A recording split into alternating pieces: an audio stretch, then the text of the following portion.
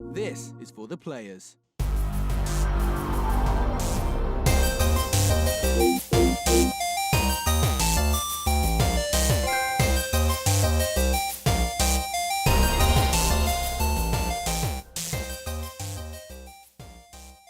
I'm Ryan Betson. I'm Josh Saunders. And this is For the Players, the PopCulturists PlayStation podcast. Over 40 years of playing PlayStation and 10 plus years in that games media combined. I'd like to thank you for joining us in this PlayStation conversation. This PlayStation excuse me, I'm losing my voice. This PlayStation conversation happens every Monday morning at 9 a.m. Australian Eastern Standard Time on YouTube and 8 a.m. on iTunes, Spotify, and other podcast services. If you'd like to be a part of future conversations, please join us on Facebook, Discord. Comment below. If you're feeling generous, join us on Patreon at patreon.com/PopCulturists. Head over there, check out the tiers. Might be something there that interests you. If you do join us on Patreon, you can watch us record this show live, like we do every Saturday and or Sunday, depending on the time of the day and or weekend, whatever you have planned. Whenever. If you want to support us in a more once-off fashion, head over to popculturists.com/shopping. You buy shirts like this. And... Oh, it's inside out. And this, and other assorted shit with our logos on it. We are also on Twitch at twitch.tv/thepopculturists. And while you're there listening to this show, make sure you go to your podcast service of choice. Give us some reviews, give us some stars. Help us to help you, to help get more people listening, make the show bigger, better, and cooler. And also rest in the show, Young and the Restless. What's up, man? You got there in the end. Yeah. Yeah, it's good. Good. Apart from the voice, of course, that's a shitty thing. Yeah, but you know, I'm a man of few words. Well, you're unlike, so about 2 weeks ago, I lost my voice. So when I lose my voice, I don't just have it drop out like you do. Mine is, I get that garbage voice for a while. Yeah. It's not there yet. But you know how you know, like, tomorrow's going to be shit. Yeah. You know, you get that before feeling? Yeah, but that's okay. I'm here. Yeah. E3 was cool. E3 was Stuff to cool. talk about. So, the big thing that we did this year is because we kind of made the decision, or I made the decision because I'm the one that normally does it. So, like, you know what? I'm not going to stream it. If Sony was there, you probably would have. Probably would have, yeah. It was because Sony were bounced out of this year. It put us in a really good place to not go hard. Can watch it as not casual. Watch it as fans. Yeah, like obviously we still, I things. still report and did some minor reporting on it. Like, I did guest on Dash Culture this week, Monday and Tuesday. Talking about the day 1 and day 2 of conferences. So that was well and good. So it was really cool not having to do my own shit for E3. Just kind of go and bounce to somebody else's. That was really fun. I got to do that show with friends of the show, Joel from Anagame and Paul from Player 2. So there was a lot of good You're fun in a chat. position where we're popular enough that people seek you out. Yeah. It made my life super easy. I was like, well, I guess we ain't doing it. But that was the thing, because because everyone like Paul and Joel and like Buddy E and Dash and I was from watching on the YouTubes like the Explosion Network and whatnot. Like these guys did the whole get up early, watch the show, live react to the show, do a post show for every single one, pretty much, or at least got up to watch the streams. I'd be down to do that, but obviously we both work full time. Yeah. I could sort the kids out if E3 was 2 weeks later and it could land on the school holidays. Yeah, it wouldn't be an issue because I'd have great. holidays too.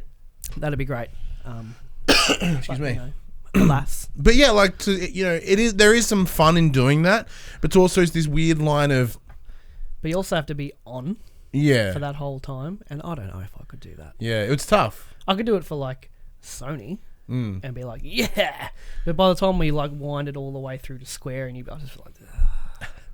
Just turn it off. Turn off the camera. I don't want to do this anymore. Yeah, it was a tough sit. Like, especially doing like live post shows afterwards and that sort of stuff would be very exhausting. But I guess I miss doing it, but we I'm glad could, at the very least, do post show podcast only. Yeah, where we chat. I'm at home. You're at home. Yeah, record the audio. We certainly could have done that. Well, we'll think about it next year. Yeah, maybe we'll do that. Yeah. Just podcasts, no videos. Well, we'll see how we go, depending on how we go next year. Like if we Well, they've already confirmed the dates for E3 2020. Which are? Don't know, but they've confirmed the dates. I think it was on the wall as you left, sort of thing. It was like June. So there definitely is one. It's around about the same week. As much as how I think it's literally the same weekend. The internet theme seems to be E3's dead. Well, we got another year out of it at least. So. Yeah, and like all the, if this happened, this is certainly not the last year, but it's like, did we give it a good run when we did? We did. Because like, think about it. This is our 5th year of doing shit like this. So we have spent the last 4 years going ham on conferences. Like, so it was kind of nice to not. Someone was talking to someone. I think it was Sean. Someone was interviewing Sean Layden, and he said, when E3 came around, it's exactly what the industry needed at the time, because there was no, the internet wasn't the way it is, the news wasn't flowing the way it does, and it was necessary. But in today's age, it's not really necessary. Not E3 as the show floor, going hands on with stuff, totally. But the conferences themselves, they're a bit obsolete. Yeah, but they're still enjoyable to watch, which we did. Oh, you watch all of them? I watched all of them. I only watched Bethesda. Did I? Because it was the only one that was at a reasonable time, yeah. I think, when was you? I think I watched Ubi as well. Or I might have been in and out of Ubi. Didn't watch Square. Didn't watch Nintendo. Yeah. I haven't watched all of Nintendo because I don't really care. Well, it's one of those I'm things really like off the Switch. Me too. These days. Me too. Like even it's coming to Switch. I'm like The Witcher is coming to Switch in 540p. I'm like, oof. I'm happy for the people that want it, but I'm just I don't know. Something's really switched in my head with the Switch. I agree. I'm in the same boat because like it's tough for me because like we've had a good relationship with Nintendo Australia for a while, and I'm like I haven't spoken to them in what feels like months. But there's been nothing that's got me excited, and there's nothing that I'm actively going to seek out in the Switch. Because the only thing will be Bayonetta 3. Yeah, it's probably the only one that I'm curious on. But then, how is that game going to be limited by the hardware? True. But we'll go. This week's main topic and news is E3. So we'll go through the conferences, we'll double check our scores and how our predictions went, and just sort of chat our way through it. But yeah, before we dive into that though, have you been playing anything this week? Just Destiny. Just Destiny. Oh, so how are you going back in Destiny? Going ham. There is so much to do in the game now. It's actually insane. Like every week you get like the weekly reset. Here comes child. Is he back? It's Nana water. He's bought another daddy's water and mummy's water. Thank you. Thank you, buddy. Thank you. Is yours cold? No. My can cooler's at Okay. Bye. Bye, buddy. Thank you. See ya. See you soon. Kids. What was that? Oh yeah, no, there's heaps to do, and like good stuff to do. Getting ready to play it on PC. Because I was sussing it, like specs and all that. Apparently, I should be able to run it at about 100 frames per second. Apparently, it's super well optimized like crazily well optimized on PC, which most games that hit the Blizzard launcher are. They have to be. That's how Blizzard operates. And like, we're not putting this on our launcher if it's going to run like a piece of shit. Like, get it going, buddy. No more. Thank you. No more. Thank you. Yeah. So yeah, apparently I'm going to be able to run it like super, like crazy good. So I'm excited for that. Yeah, just been playing Destiny 2. Excellent. That's good. You've been playing another D2. Yeah, Division 2. Yeah. Woo! It's this thing like I've been thinking about Division 2 since like I stopped playing it to play Rage and Days Gone, and watching the Ubi trailer and seeing it again, and then looking at what they have made like coming forward, I'm like, yeah. So I booted it back up and I put it back in, and it was just good. I've just been chipping away at just piss farting around.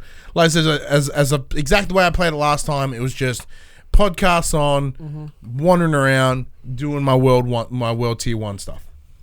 It's a cool thing about Destiny 2 is because I've plugged my PlayStation into my like super computer monitor, but I still have the second monitor. So I've got like YouTube running on that and whatever while I'm playing. But there's a website called Destiny Item Manager. It shows you your character, your vault, everything like that on PC, yeah? So I'm like, started a game of Crucible, I'm like, fuck, I've got to get this weapon out of my vault. You go back to the tower, and, queue again. The load screens are so long. With the Destiny item manager, just go vault, drag the weapon into my inventory, and then on my PS4, shink, there it is. It's fucking crazy. It's fucking crazy. It's like, oh, my inventory's full. I need to go to my vault to put shit away, but loading back to the tower and coming back is just so long to go. And you watch your inventory on the PS4, gone, gone, gone, gone, and it's all in your vault. Crazy. It's crazy. What a world we live in. What a world we live in. Sorry, anyway. Well, yeah, so that's pretty much about it. It's Division 2, just falling back into it, and... You started getting the hunter masks at all? I don't think so. Oh, saying that though, I did find one location, and it's like, you need the year 1 pass to get this. I'm like... Oh, okay. I want the year 1 pass. Is it not on sale like with all? No, it's like full $60 dues. Oh. And like if we didn't, it's the other line of like, well, if we didn't pay for the game, then I would have just bought the season pass. I did that for Spider-Man. Yeah. But no, it's like because we picked this one up because it was like, I don't think we're gonna like it, so we didn't reach out. And then you're like, it's really good. I'm like, oh, okay. Yeah. No, you should suss out the hunters. Challenging content. I know, so I'm just kind of... They're cool masks to wear. Oh, okay, so I'm just kind of chipping through the areas again, like getting all the control points back, getting the settlements ready to rock and roll. I did the Dark Zone mission, so they're all open now, and I can fuck around in them. Oh, you only just started in there? Well, I didn't touch Dark Zone until the end of the main story, because I was like, PvP stuff doesn't really do it for me. I'm like, well, now that I've finished... I didn't find much PvP in there, to be honest. Occasionally. Definitely seems much easier than Destiny 1. Yeah, Destiny 1 Dark Zone was the Division bite. 1's Dark Zone. Yeah, Division 1's was the bite. fucking brutal. But I thought it was in a cool way. This one, yeah, it's okay. It was cool if you played with other people. Yeah, we didn't. Like, we never tackled the Dark Zone together. It was just like kind of you may have had friends think you're playing at the time, but I did it solo and I just get morphed every time. I didn't have any friends at the time. No. But yeah, you Only then. See a group of... I don't have any friends there. But, you see a group of 4 coming at you, it's like, oh no. He's like... No, but you can get away. Yeah. Anyway. Yeah. So like, I think I may dive back in. I think I may push through it a little bit more because I was sort of feeling it. I like the idea of having like one live service game in your playing log. I'm gonna, jump out. I'm gonna play this and that and that. But then by the time I'm done with them, a couple of updates will have come out for that live service game that I really like. Gives me more stuff to do the next time I jump in. Having more than one though, be fucking crazy. More than be fucking crazy. Yeah. I did dive in Days Gone again still, as always. That game's long as shit. There's no other news here. I'm just still chipping away at it. Can you look at chipping away. How far away? Like, can you look at like a mission list and go? I probably can. Like, if I'm looking at my trophy list, I still got a bit of time ahead of me. Oh really? Just a sink, man. Are you enjoying it though? Well, yeah. When I play it, I'm enjoying it, but knowing that it's like so far away. Is it just the kind of game where, like, the thought of firing it up, you're like, ugh. But once you finally get past that loading screen, you're like, okay. Once you get into the motion and you're like, no, keep going. Keep going.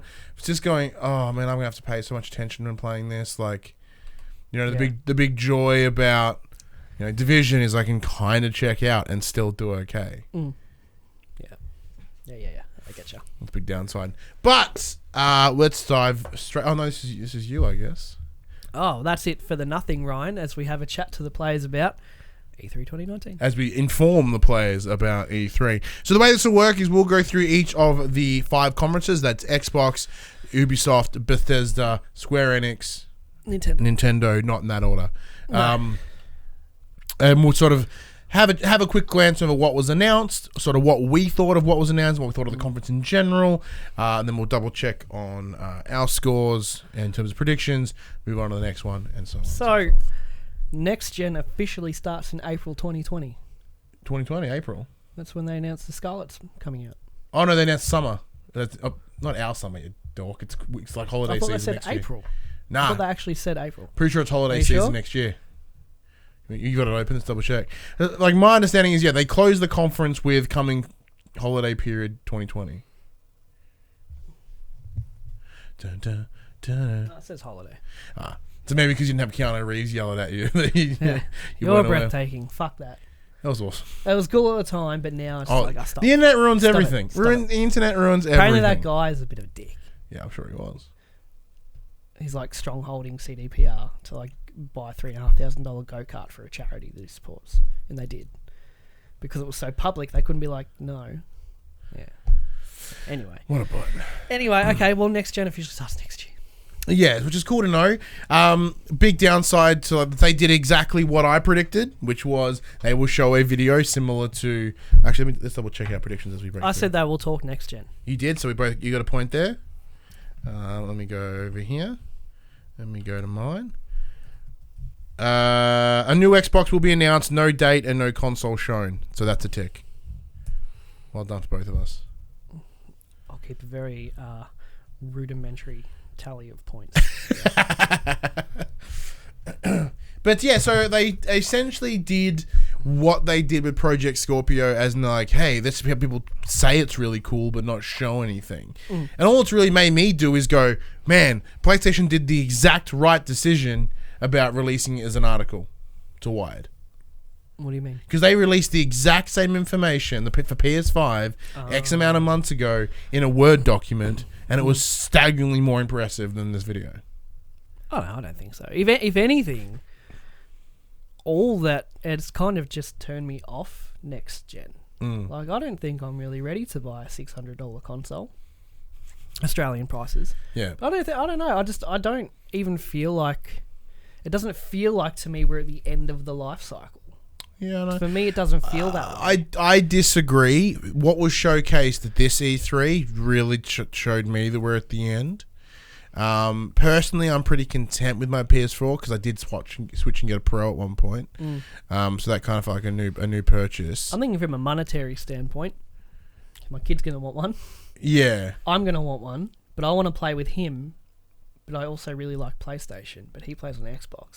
So am I going to go to Harvey Norman and put on 6 years interest-free 2 Xboxes and a PlayStation? Yeah. Probably. But I don't want to. But no, it is exciting. Like, it's exciting that it's happening. Yeah, look, I like knowing that it's coming. I don't like that everything they're saying is vague. They mentioned things that we already know, like it's using Ryzen tech, sort of a custom-built chip. I have a Ryzen in my PC. Me too. Ryzen's dope. That's what like that news is happy, but I already knew that. Apparently, 8K resolution, 120 FPS.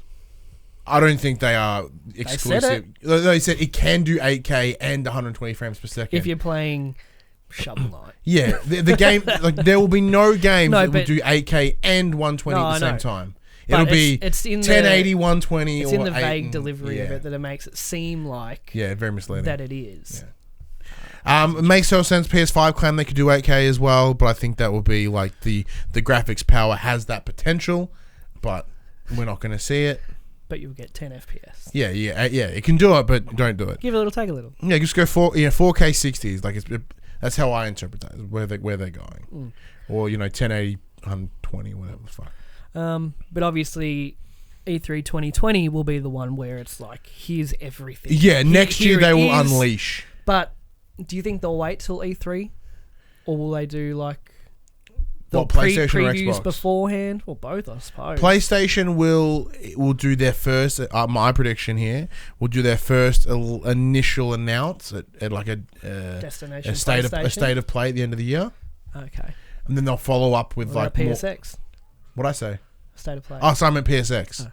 Sorry, my bad. And then they might deliver some interviews and stuff later with all the more nitty and gritty details because no one's going to care about all the guts of it in terms of like the kilohertz. The thing is, no matter what they say with like the specs, the general intent's gonna be like, PC better. Which I'm kind of getting in that mindset now anyway. But you know what I mean? There's no win releasing the specs. Because revealed then later. It will just get shat on, really, no matter how good it actually is. And I guarantee as they will hold those specs until as late as possible. Because if they can tweak something somewhere prior to release, prior to mass manufacture, 100%. Like if they can hold out and then go, oh, we can get a slightly better RAM, beautiful, get that one, mass make that. Games Pass Ultimate. Wow. I jumped on that shit. What a deal. Well, explain the peeps. So previously, you would need to buy Xbox Live for, let's go monthly, $10 a month, and then Game Pass for $10 a month. Now they're bundled together, and in the Ultimate package for $15 a month, you also get Game Pass on PC, which isn't the full library. It's only about 100 titles. Not even. It's like 65. Well, it's not the full, as of right now. It's not the 65, full library. However, what a deal! What a deal! Especially now the Master Chief Collection is on it, so you can play the Master Chief Collection on PC, which I'm guessing you may have already started. Oh, that's just the face you're making. Like, I got it. I jumped on it. Yeah. So you Like, can play. I You can play the Master Chief Collection on PC for like nothing. $15 gets you. Yeah, I jumped on. I got the game. I did jump on the Ultimate Games Pass thingy. Downloaded Just to dick around? Supermarket Shriek and Ori. Is it a separate new app, or do they update the Xbox? The Xbox Windows app that you have in Windows, it's exactly that. It's just now called the Xbox Companion app. Okay. And then you go in there and go, oh, cool. And then, yeah. So it brings you to the Microsoft Store and then goes, oh, you have Game Pass. Sweet. And, like, yeah, it doesn't have the full range. Like, there are a lot of games I was like, oh, that'd be really cool. I got an Xbox. Oh. But there's also, like, for me, thinking forward, like, if I just want Game Pass on PC because I don't have an Xbox and I don't want Xbox Live and I don't want Game Pass on Xbox, I think that would be a nice option. Maybe even it's $10. You save $5 a month, but you don't need Xbox Live Gold and Xbox Game Pass. You only want the PC. So it'd be nice to see a few more options. Yeah. Like, Which they may do, but however, even so, $15 a month for the PC Games Pass is still brilliant value. Speaking of value, they did add quite a few new games to it. Or what's coming on Games Pass: Gears 5 on release day, Battletoads, Ninja Theory's new Bleeding Edge, The Outer Worlds will be on Games Pass. makes sense. Ori and the Will of the Wisps, which is a new Ori game, and 25 more games from ID at Xbox. Yeah, so any of the Xbox first party ish and or independents connected to them makes sense. Which, look at it like, let's say, I really want Outer Worlds. Right? I want a PlayStation. It's going to cost me $80, $90, $100, however it costs. If I had an Xbox, it's just included in my Games Pass, and I don't have to pay shit. I'm so concerned about the back brilliant. end for devs though. It must be going all right because they're really He said, Phil Spencer said they only brought it to PC because of the staggering success it is having on Xbox alone. Well, yeah, no, it's staggering success for the consumer. My concern is what the back end is. Like Spotify, one of the most highly used services in the music industry. Artists make like 0.001 of a cent per listen. Yeah, like my concern is like what's the division here of like how many dollars are these devs getting? We'll never know. But with Spotify, that's your only option, really. Spotify or Apple Music. There is that other one. But you know what I'm getting at? Yeah. Whereas it's not like Microsoft are like, your game is fucking going on Games Pass. For now. They'd always have the option. I'm speaking more of third parties and stuff. Maybe first parties, they don't have a choice anymore.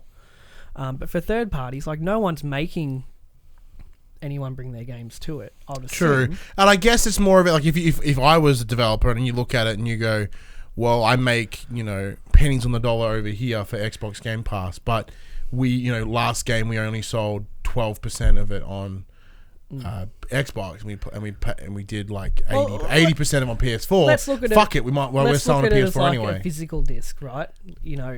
They charge $80 in retail. Cost is around, from my time at Dick Smith, about $60 a disc, and then that's got to cover all the shipping and all that, and then the cut obviously goes to the platform holder. 30%. And then the pennies go back to the studio. So they're probably off physical disc. They're probably only making $10. Maybe. Yeah, no, but I mean that in terms of like, yeah, they might not be making a ton of coin there, but in terms of market share as well, maybe they're like, well, we didn't get much out of Xbox anyway, so if they're giving us less per download, and they've got it on Games Pass, and there's probably a minor financial bump. I think we'd have heard about that by now. If the devs, I would like for it to come out one day. I'm sure it's NDA'd up the butthole, but yeah, no, and we're never going to know. However, I also don't give a fuck. This is a service for me and the consumer. Whatever happens behind the scenes doesn't concern me. Very true. Very true. In terms of payment and all that, it's got nothing to do with me. I don't care. Just give me the Games Pass. Mine goes the other way. In like, yes, I will. It's still a sweet service. I kind of use it now, I guess, but it's more of the like, what is this long-term effect of this? Long-term effect is, I think, pushing Sony to do something similar. Yeah, but I mean long-term effect on the devs. Like, because right now they, look at most devs. You're way too cynical on this, I think. Oh yeah, probably. But like, look at most devs. Like, they all claim they never make money, that sort of stuff, and hence why microtransaction exists. And they're like, all right, well, here's a service that gives less money. But you realize they're all third-party companies that say that. Activision says that. EA says all the that. big, all the public traded ones, all the big public traded ones say that. The first parties never complain about how much money they make. Yeah, because let's go who. Exactly. But I'm talking about more third party. Like, if you're an Xbox first party studio and you're putting your first party game on Games Pass, fuck yeah, it makes sense. Like, look at this. Like, Ninja Theory, what was leaked was Bleeding Edge, a new 4v4 Looks game that boring they're as bringing balls. out. Yeah, not for me. But Ninja Theory was a pretty small studio, and apparently they're working on quite a few projects. So that indicates to me that Xbox have gone, here is a fuckload of money. Expand, hire, start doing a couple multiple things. Have your main team do what you want to focus on, but have smaller teams doing other things as well. Yeah, because this game... That to me says that Ninja Theory is being well looked after. Yeah, and I'm sure that's the case too. Bleeding Edge looks like that filler that's get some money into the studio game. Yeah, and that's fine. And that's fine. You got to make those things. Yeah. Not every game can't be Hellblade. Money through Games Pass. Yeah. Oh boy. Microsoft also acquired Tim Schafer's Double Fine studio. So that's huge. As is. In terms of a legacy, like, I don't think what they're releasing soon is that impressive. Like, Rad looks okay. Psychonauts 2 is interesting for those that care. Psychonauts 1 was amazing. Yeah, I've never played it. I love that game. But I mean, like, I think the legacy of Double Fine, like this purchase, in terms of how it looks, is purely on lineage. Well, they've been around for nearly 2 decades. Yeah, I think. Yeah, the lineage of Double Fine greatly exceeds their purchase. It also had Lucasfilm staff in the studio as well. They also did Brutal Legend. They did. Maybe we'll go sequel at some point. Doubt it. But Jack Black was there with a Double Fine shirt on again. So yeah. I think he goes there and just Double Fine panels all the time. Hey guys, what's up?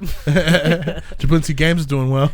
But it's good in the way that the games Double Fine make aren't Halo and Gears. It seems like Microsoft acquiring these studios with the effort to fill every niche in the market. It's diversifying their portfolio.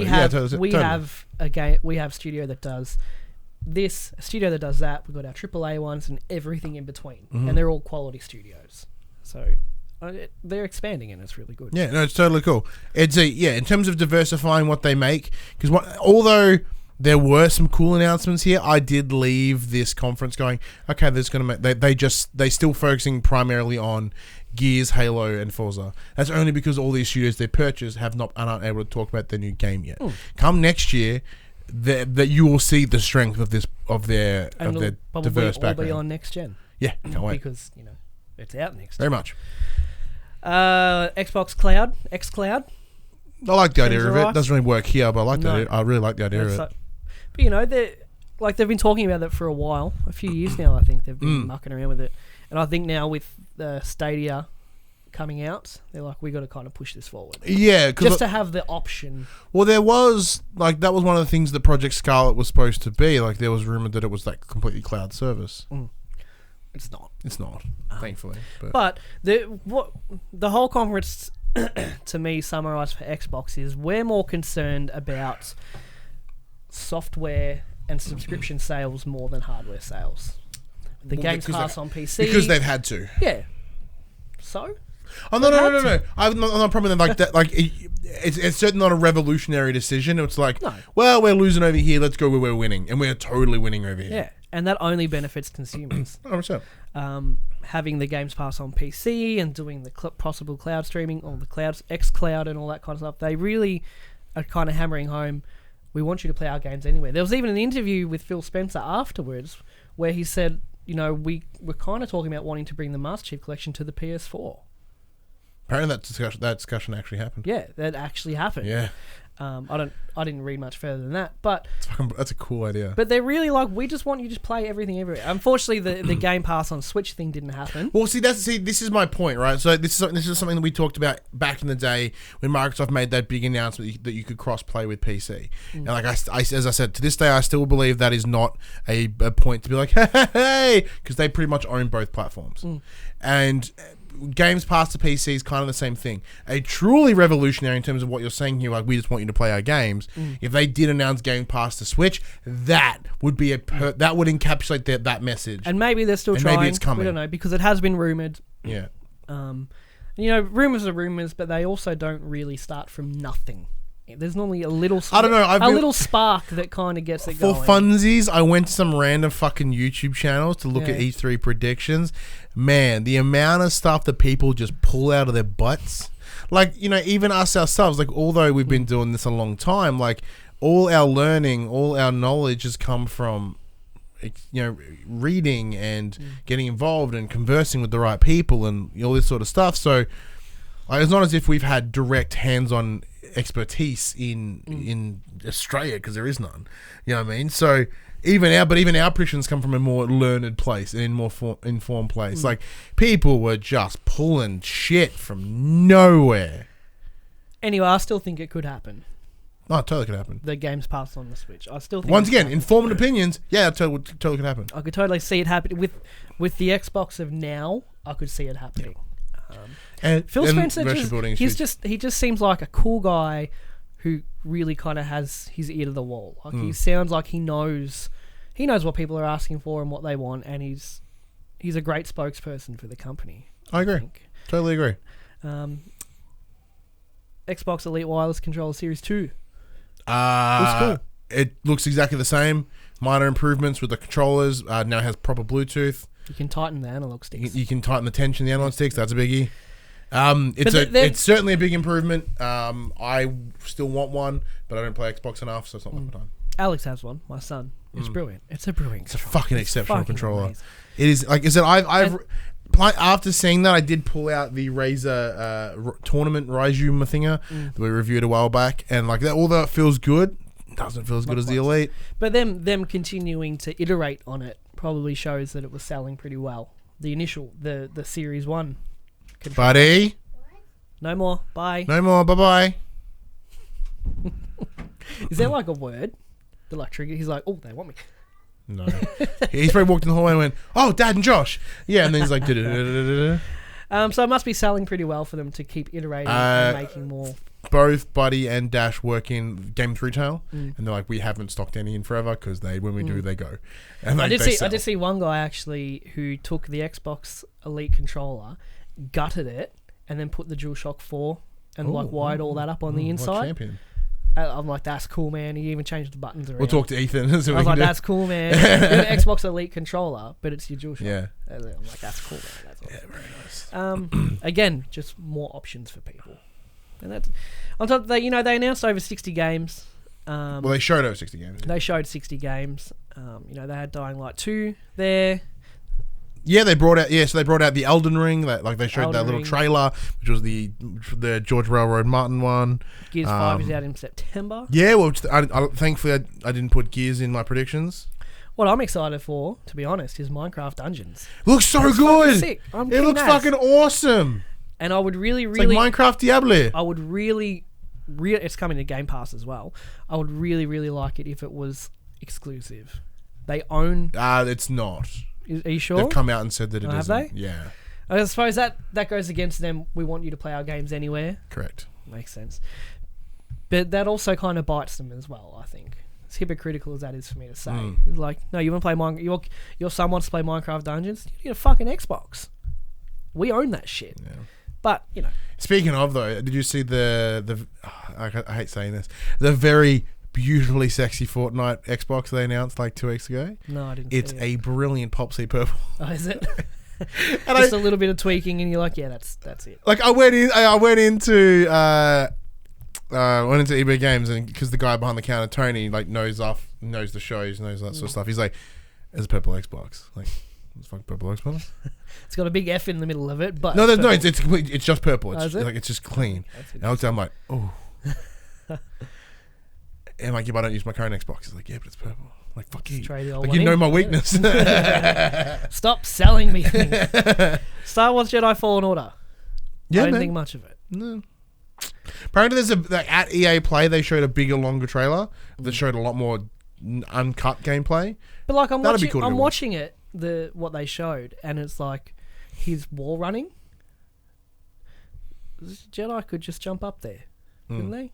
Yeah. You know, little things like that. But I've never been crazy about Star Wars games anyway. The problem that that the Star Wars games face is because they've been around so long and we've seen so many of them. I was reading the blurb for the above game. I'm like, Star Wars. Farm, mine, fish, harvest, cook, and craft your way across mystical seas. I'm like, hang on, this isn't the right game that I'm reading. Like it looked like The Force Unleashed with a bit of sprinkle of Uncharted here and there. You know. Oh, I should also mention I've been playing Sea of Thieves this week too. Oh, yeah. Good games. Wasteland 3 as well. Yeah, I don't know what the fuck that was. That was weird. Yeah? No, I never heard of it. Wasteland 1. I think the exact comment I made was, when was Wasteland 1 and 2? Wasteland 1 was a precursor to Fallout. Oh. And Wasteland 2 was made through Kickstarter by the people that made Wasteland 1, who also made Fallout 1 and 2, I believe. Because it's your top-down, like Fallout 1 and 2 were. So 3 is the sequel to that. Ooh. You know how I've seen like the original creators of Fallout? Yeah. The guys that made Wasteland were the real original creators of Fallout. All So right. I think they made Fallout 1 and 2, and then Bethesda bought the rights, and they made Wasteland as a spiritual successor to Fallout, as it used to be, if you know what I mean. Yes. So Wasteland's a big deal, and Wasteland 2 is, I believe, on Games Pass as well. It's fucking crazy how deep that game is. It's You mean Sorry like about the noise. I'm just getting the you know, like mic the to old the right fancy height. games like Baldur's Gate and all that kind Yeah, I of had stuff. Baldur's Gate back in the day, yeah, it's yeah. like that, but Fallout Okay. style of game. All right. That's a big deal. Actually, I was really excited for that. Yeah, that's about Xbox. That's all I wanted to mention from Xbox. Really. Yeah, there's nothing that was that really took note, like Gears Pop, which I thought was going to be like a rival to the Lego games. Nah, just a phone game. Let's have a quick go through the list. Borderlands 3 was there for reasons. Oh, Blair Witch. Oh yeah, Blair Witch. I looked wish cool. they weren't. My concern about that, because I thought it was Outlast, and then they changed. Then at the end of the Well, that's what I'm 15 getting. corner. Oh, it's just another survival horror game with a camera. That's boring. Come on. Blair Witch is very near and dear to my heart. I get that. So Oh, Cyberpunk. We haven't yeah. touched on Cyberpunk. it still looks good. Yeah, the game still looks great. Having Keanu Reeves. Apparently, Keanu Reeves is more than just a side dude. Like, he's with you for the He's entire with you game. for the whole game. Yeah, I heard that. That I'm really down with. I'm super down with that. Recorded like 16 days with the I'd dialogue. love it if there was like an escort mission where you're like escorting him, but you die, and then he just finishes it because he goes like all John Wick, just that's all this cool shit. No, I'm super down. Apparently, his character is Johnny Silverhand Yes. from the books, because it's based on a books. Johnny Silverhand is a very prominent character in the books, and in the trailer he had a big old silver hand. Yeah, they mentioned his name's John too. I'm like, can you not play any character's name's John? He's like, John Wick, John Constantine. Yeah, that's it. Constantine was a good movie. John Constantine's I really so like good. that. Yeah, I hope this resurgence makes people go, oh, let's check out Constantine. No, it's doing good. It was really good. So I'm hoping. But yeah, what did you think of the conference overall? It was good. It didn't blow me away. Yeah. But I think they did what they needed to do. Talk some next gen, games coming out this year, new studio acquisitions, Game Pass expanding, games in the future, lots of third party stuff, like new controller. What more could you really have asked for? Yeah, look, I agree with. See, this is the weird thing. Like they did on paper have everything that was needed to make a killer show. However, I do still feel that they had a goal with no goalie, and they missed. What? As in, like, there's the goal, no one's there to block him. They're like, this should be an easy goal. Like, Okay, see, but I don't know what? why. This is not an internal, like. This is not me being a fanboy or nothing. It's just because the benefit of this year has been happy fanboys. We just watch this shit. But like as I'm watching it and they're telling me all this, I'm like, okay. But like nothing made me pop, nothing made me excited. This could just be my own cynicism. Keanu coming out didn't make you pop? It did actually. That kind of did. But like that's a concern. A third party in an Xbox conference made me more excited than anything. That seeing Keanu Reeves in Cyberpunk made me more excited than the confirmation of when the next generation of games are having said that though, you never have, either have I, been as deep in with Xbox as PlayStation. 100% true. So some of these announcements aren't going to hit you like they have the people that are in Xbox. Yeah, the totally, way we totally are true. PlayStation. Totally and true. I don't think they were going in there trying to win fans from the opposing console. No, I don't think they were trying I to agree do with that. But I mean, like, you had the moment, like, you had everything impossible to just blow motherfuckers away. Now, if you ask me how would they rejig it to make it blow people away, I'm like, I don't know. I don't think I couldn't have asked for any more from their conference. See, that's the thing. Like, I don't know. wasn't Like, looking to have my shoes blown off Yeah. or anything. I was just, show me some games, show me some cool stuff you're doing, and they did all of that and more than I expected. I didn't expect Game Pass on PC. I didn't expect the next gen announcement. They were both things that I kind of expected personally. But you should have predicted them then. I did. One of them. Yeah. Well, but Game Pass PC was rumored about a month ago. Yeah, rumors. So. Yeah, that's true. So was Game Pass on Switch. We were talking about before. No, I don't think there's nothing else they could have done. I thought it was a great conference. It was solid on And paper. I'm pretty didn't feel confident that if Sony was there this year, they would have shat all over what Sony could have presented. Oh, this year. fuck yeah. And Sony made a very, Fuck yeah. very smart choice not being there this year. Don't get me wrong. Because this conference would have shat all over them. Yeah. So I think that maybe that's it too. There is no comparison to have anymore. Yeah, I guess. Yeah, no, I think that might be it. Maybe. No, I think you've totally nailed it. Yeah, Because, maybe. because all the other shows don't have a comparison. Because because Xbox isn't on the same level as Bethesda and Ubisoft. I mean, they're higher. They're not on the same level as Xbox. Whereas it's always been for over a decade. Sony v Xbox. Yeah. That's it. Yeah. And Sony has a great showing, and then Xbox. You've got that comparison. Yeah. If Sony went first like they normally do, and Sony always goes second. Do they? Yeah. Oh. Well, here's some Ghost of Tsushima. Here's some Death Stranding. Here's some Last of Us. And then Xbox are like, here's next gen, new controller, Game Pass PC, all these other third party stuff. Look at this new studio we've got. Keanu Reeves. Keanu Reeves is here. Whether if Sony was there, he might have been there instead. Who knows? But the fact is, Cyberpunk has appeared there at the past, so they have simply had a marketing. Apparently, it was running on a PC though at that time. Of course, it was. But, yeah. But maybe that's it. Maybe I think that no might be it because there. I agree with you. If Sony did rock up this year, it would have been a hot mess. Would not have been good. Let's check our predictions. My first one was the new Xbox will be announced. No date, no console shown. That's a tick for me. Halo Infinite was a 2020 release. That is correct because it is coming out on the launch of the other one. Now, this is where if we allow half points, I can get a half point here, but no. No new game from the Initiative, which is their new quadruple A studio, they called it, which we didn't see from it all. That's the new one out of Santa Monica. Or any other recent acquisitions. Except for Ninja Theory. So that includes the likes of the guys that do Outer Worlds. So I'm kind of right. Because I put the except for Ninja Theory, I may be skirting a line there. What do you mean except? As in we will see something from Ninja Theory? Yeah. I said we will see nothing from the Initiative or any other recent acquisition except for Ninja Theory. So that actually, no, I think I'm kind of correct. So the guys that make State of Decay 2, they showed an expansion, not a new game. The guys that do Forza showed an expansion, not a new game. We didn't see anything from the guys that do We Happy Few. No new Forza Motorsport was announced.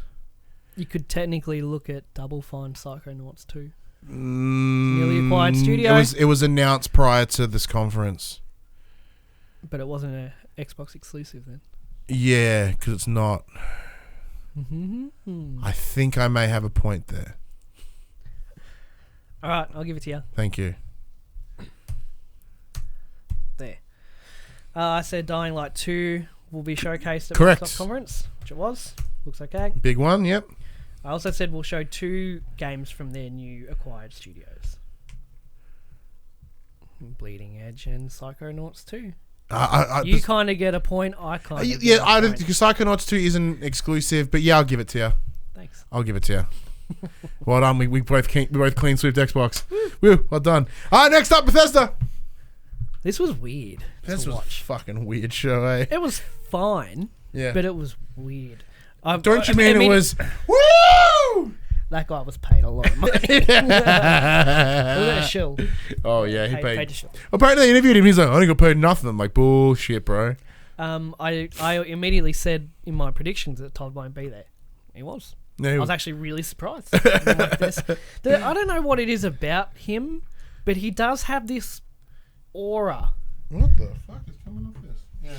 He has this presence about him that when he's on stage, you kind of hang off every word, even if it's corporate bullshit. Saying that though, like they showed crowd footage when he came out, and there's like 11 people standing up and going, "Wee!" and then oh fuck, they cut back to him real quickly.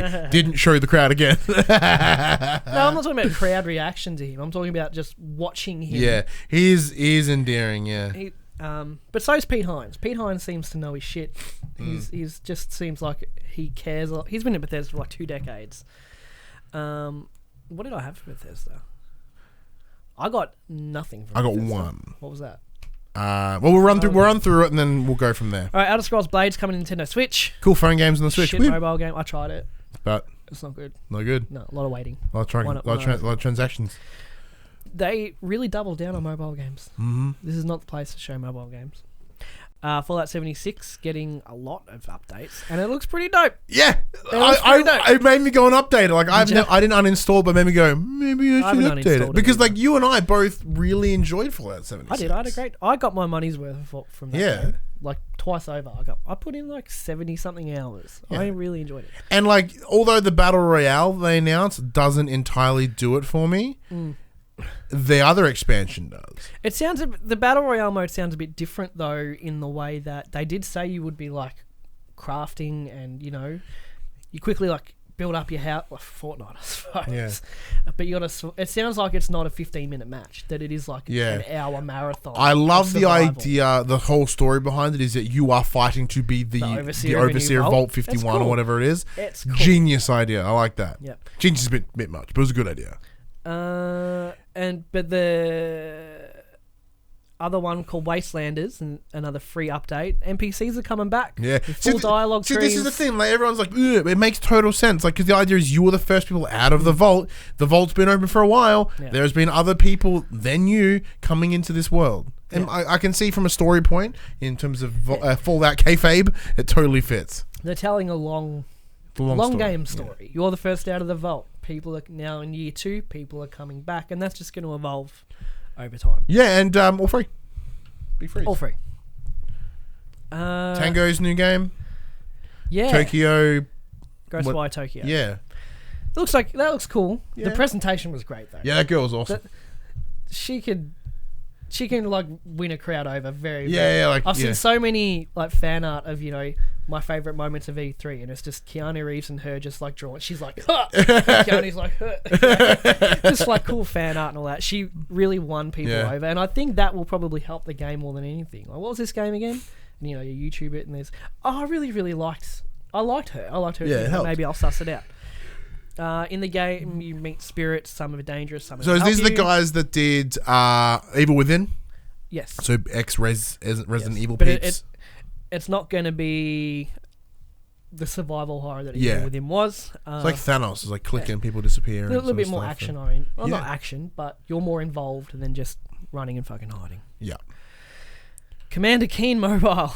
Commander Unkeen, am I right? That was a hard watch. That was so painful. Because the presenter was clearly like just trying her best. Did you ever play Commander Keen in the past? No, I don't know what it is. But I have no interest now. But yeah, E3 is just not the place to talk mobile games. Yeah, I understand why, but maybe Elder Scrolls because it's it's in brand. It's in brand, but Commander Keen, a little bit silly. Wolfenstein Youngblood got a new trailer. I'm keen anyway. So like they didn't have to sell me there. BJ is like kidnapped, and his his two daughters have to go find him. It's in the 80s. Arcane have a new game coming out already. That I did not see coming. I did not see Arcane rocking up. It's called I completely forgot about them, to be honest, 'cause I forgot about Prey. Dishonored. They do Prey as well? They did Prey as well. Yeah. It's called Deathloop, a action game featuring a clash between two extraordinary assassins. So they're clearly liking their stealthy gameplay. Dude, Dishonored worked in that sense. Like, I understand why they doubled down on it. And it's also, it fills a niche because there's not a lot of stealth games anymore. Yeah, not the same stealth. Because the best thing about Dishonored is you could play it as super sneaky man with magic-y stuff, or you can just go and shoot everything. I wouldn't recommend it, but you should probably do stealthy things. They're developing new streaming technology. Yeah, Orion. That optimizes game engines in a cloud environment. So whether you're streaming on Stadia, xCloud, or another platform, it's intended to streamline at least their games to stream really well. Having it on a code level, it's very cool. I think that's probably one of the big potentials. It's being implemented into the original Doom, which they say will allow to play at 4K 60. So we'll see. You can try it now for yourself. Oh. And then Doom Eternal stuff. Oh no, there was also Rage stuff too. Rage 2 showing another trailer that doesn't represent Rage correctly. Big fan. They didn't do the live Doom performance, did they? No. Made me sad. Shame. Yeah. That would have been a good moment. It was good. Like even the demo for Doom Eternal didn't have that sort of Mick Gordon chug on it. Yeah, I did notice that actually. It's a bit sad. But it still looks fun. Yeah, the game looks cool. It looks like more to Doom. Be faster. It does. That shimmy. So you got the dash. Quick dash. Shimmy dash, the grapple hook. They've added new ways to make traversal faster. Yeah. And it's coming out November 22, so it is this year. Yeah, I said October, so that's my prediction down. Fuck you. I got no points here. Yeah. So take out the mobile stuff. Yeah. I thought it was fine. It was fine. I'm glad they didn't talk Starfield. They mentioned it. They mentioned it, and he mentioned Elder Scrolls 6, I think, as well. Yeah. Just not like we're doing it. It's just like they're coming. Please leave me alone. Yeah. Which was maybe their fault to start with. It's totally their fault. But I thought it was fine. It was fine. The mobile stuff really kind of killed the Commander Keen, like right in the middle. Was just like you just lost all that momentum. Yeah. But it was fine. Yeah, Fallout 76. It made me go ooh. Yeah, it was weird. Doom made me go ooh. Yeah.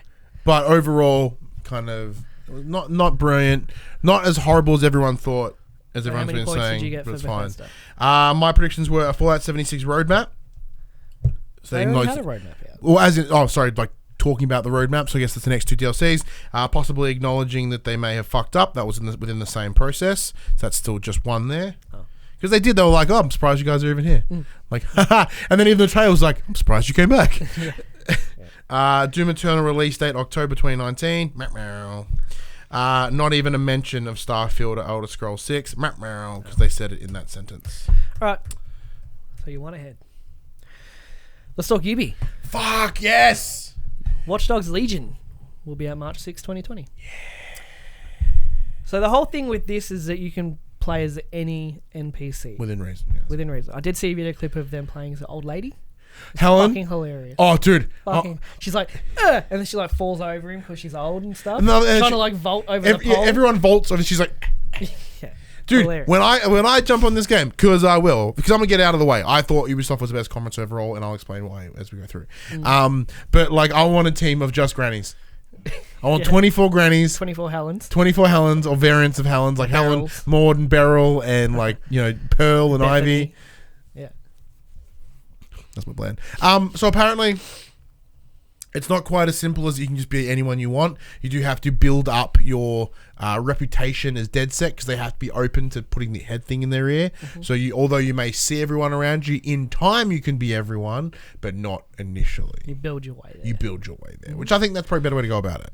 I like it having set in London. London's pretty cool. It's futuristic. It's dark and it's gritty. So I think all it really showed me was that in Watch Dogs 1, which is dark and gritty, that's the tone they wanted for the Watch Dogs series. But because that game didn't come out with too much applause, they went, fuck, we need to pivot here. We need to make it GTA. And they pivoted to Watch Dogs 2, and that was so well received, and they're like, okay, cool, now that we've got the goodwill, let's pivot back to what we want. Ubisoft really want Watch Dogs to be a thing. Yeah. And gameplay, man. Like these are we had watched like what 2 commentaries at this point. This is the first one to show gameplay. Oh, we should also mention that they showed like wrestlers under the stage of Xbox. Like they're like, hey, let's bring in up, down, down. Yeah. Are you gonna make them play anything? No. Yeah. They're just under the stage. We got Xavier Woods, AJ Styles, and Tyler Breeze. Just here. Hey guys. Fuck. Like if you're gonna have them be there as like influencers or some sort of power, use their charm and their like charisma in gameplay. Does AJ Styles have charm and charisma? No, Xavier Woods does. Yeah, he does. So does Tyler Breeze. Yeah, Tyler Breeze is full of it.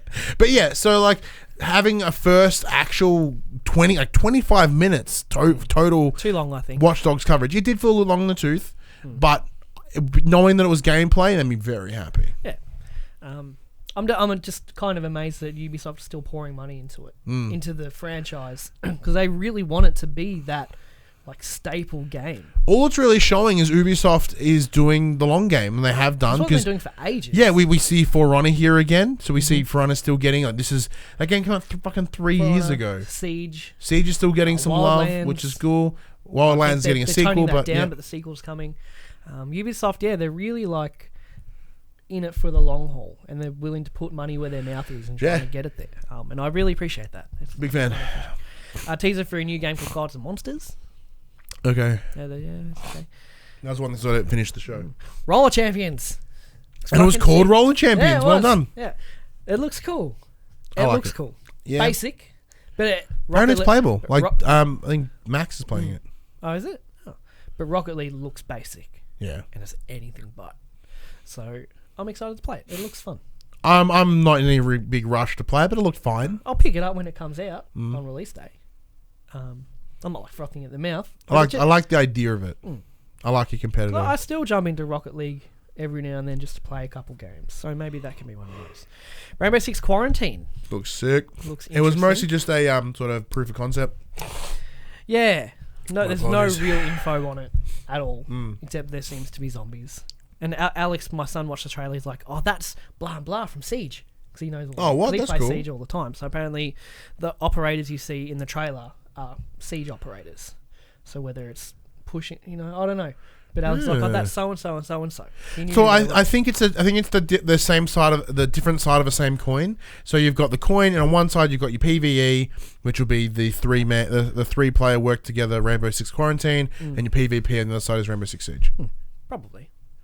And I'm super down with that. Like Rainbow Six has such a good name. Yeah.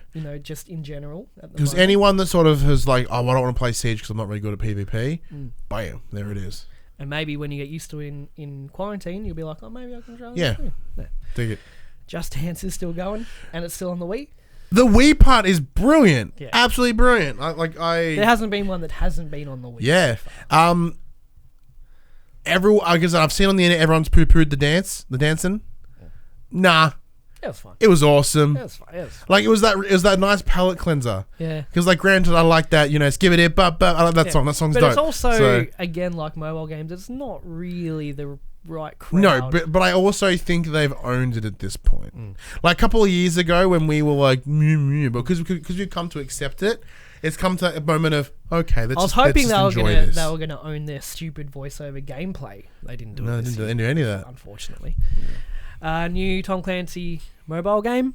The other seems to bring actually looks cool. Yes, it's pretty much Tom Clancy the game, and it brings in like as much as I've said don't show mobile games here. This one looks alright. Yeah, it's a bit sad. This is the only showing of Splinter Cell. It's a start. The Division 2 stuff will be free to play, but that'll be finished by the time this goes out. Bad news bears. Episode 3. So they announced episode 1, 2, and 3. Yeah. Announcing the game's first major update, DC Outskirts Expeditions, will kick off in July with episode 1, sending you to places like the National Zoo.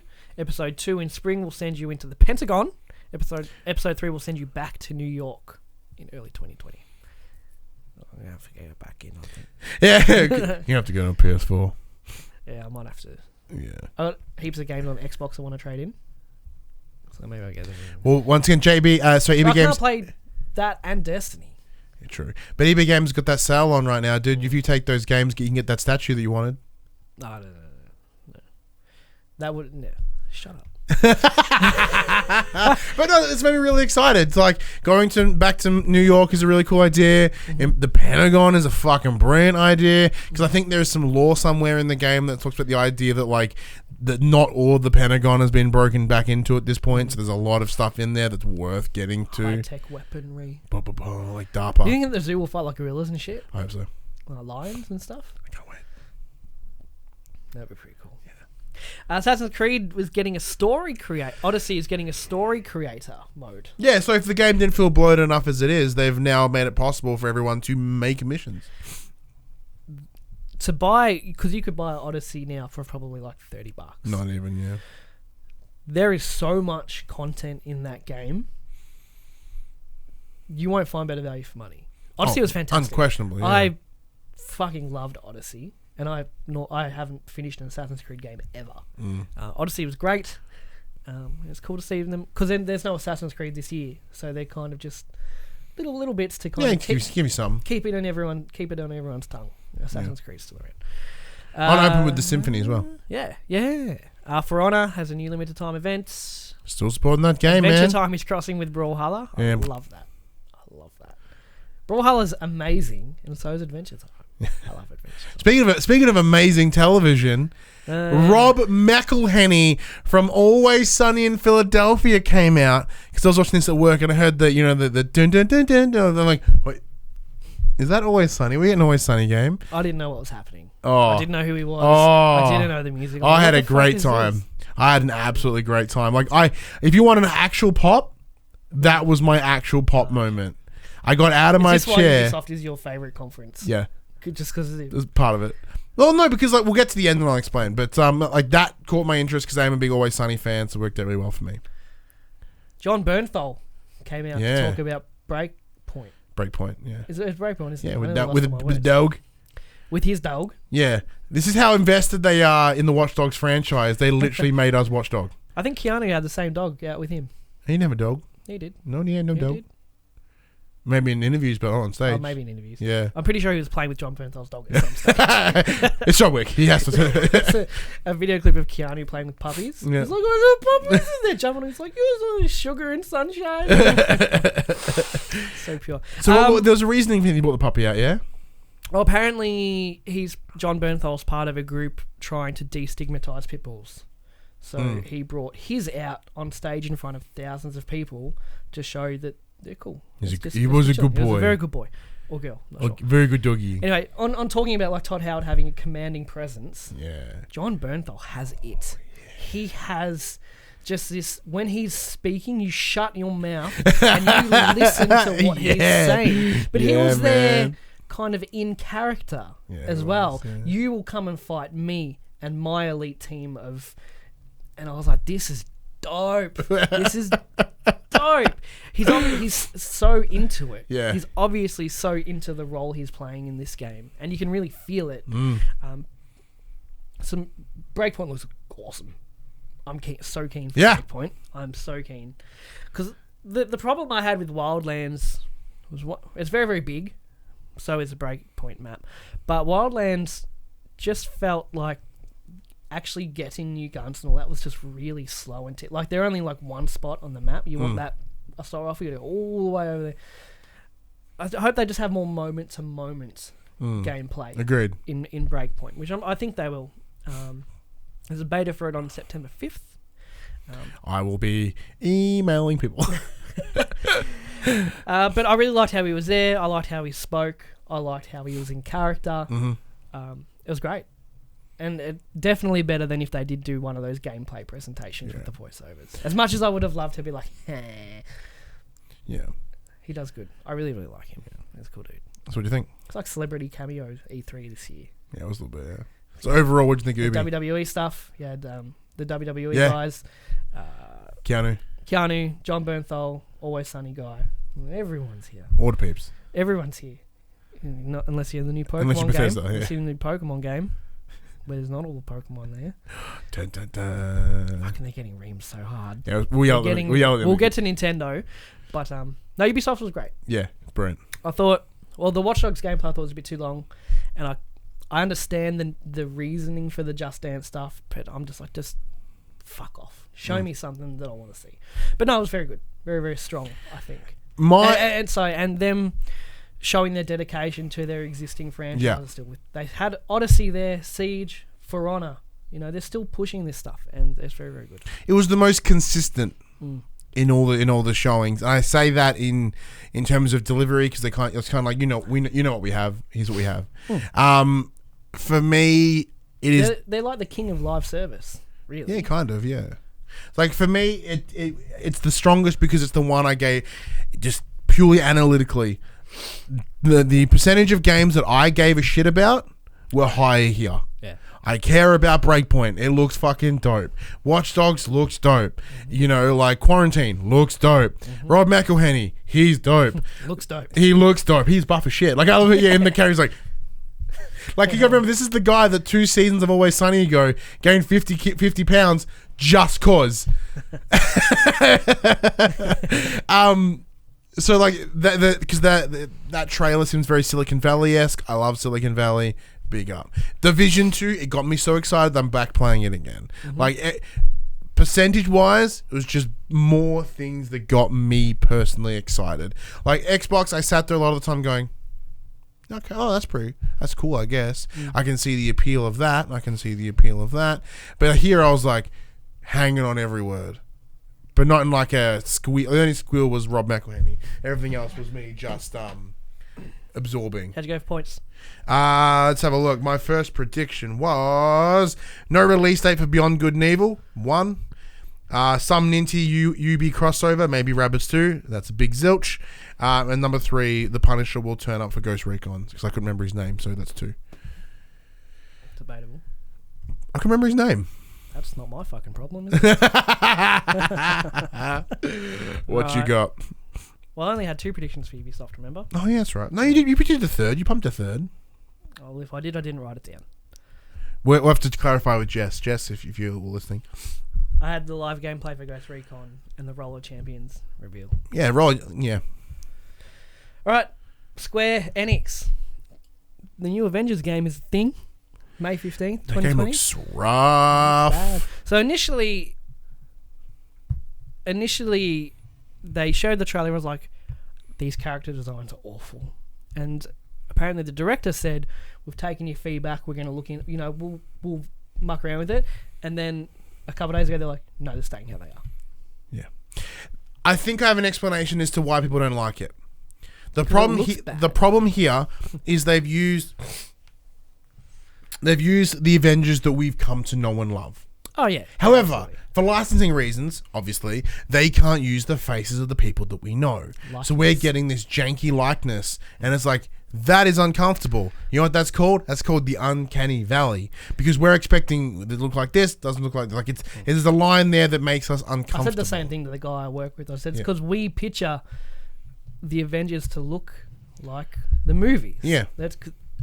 And because they picked the exact same ones and they used near identical costumes. Like, they didn't even try to skirt the line. Like Spider-Man, right? Yes, we've seen Spider-Man in movies. We're also accustomed to seeing multiple Spider-Mans. However, like, because there's a new suit and then there's a new overall look to everything, it feels like an Elseworld. Like, it feels like something else. Where here, they've tried to go too on the nose, but without being on the nose. That makes sense? And it looks janky. This game looks rough as balls. Still no gameplay either. It's still no gameplay, but compare it to the likes of Spider-Man. Like, this looks shithouse. Don't get me wrong.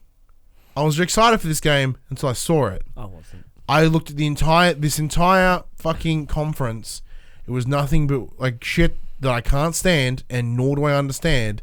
Just freaking weeby Japanese shit. For an hour. Of course, the game features Troy Baker and Nolan North. And Laura Bailey. And Laura. Is she Black Widow? Is she? Yeah, I think so, yeah. Wow. Because like everyone that you know. Which I'm fine with because I like them, but it's like, I'm sure, is there no one else? I don't care. The game looks rough, and it was not, the payoff of that was not good. Like, so they said no random loot boxes or pay to win scenarios, but there will be microtransactions. I'm going to put it out there. No studio should get praise or applause for doing what they shouldn't be doing. Like, this problem exists because of other, Oh, no. But I'm saying there is still going to be There life. fucking has to be. No, they've announced. Oh, okay, this good. is like fact. Oh, because at that time they're like, there'll be new regions, new characters, won't cost you a thing. No, they're wrong. But it's like, you know what that means? It means there's just you're getting paid for costumes. Yeah, that's it. They also said it was pitched as a co-op. You can't play the story co-op. Story single player. You can co-op just to explore with your friends. This is all facts that I read. This is getting worse. Yeah, so it's not good. Final Fantasy VII Remake is still episodic. Episode 1 big gameplay. Comes out on March 3rd. Will include the Midgard portion, which is essentially, if I remember right, all of Disc 1, or right to the end of Disc 1.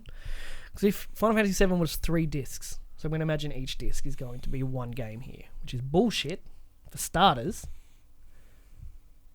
and finishes. No, because... Apparently they're not just redoing, they're adding a bunch of extra I'm to sure it. they are, but they shouldn't. Fuck them. Well, that's my point. Like, I was having a discussion with Dash, because Dash now is... it's not a remake of Final Fantasy VII. It's a brand new game. It's a new iteration of Final Fantasy VII. But, we're going to get episode 1 on March 3. How long has it taken them to get episode 1 done? So when's episode 2? Not within our When? lifetimes. When's episode 3 to finish the story off? When? Fuck everything about it. Looks great. Yep. Graphically. Square have always pushed graphical limits. Yeah, saying that though, apparently episode 1 will have to come on 2 Blu-rays because it's so huge. Oh, don't you know get what me wrong. that's called? Poor optimization. No. Like, the games are massive. Ridiculously big. If a PS1 can run this shit, nah.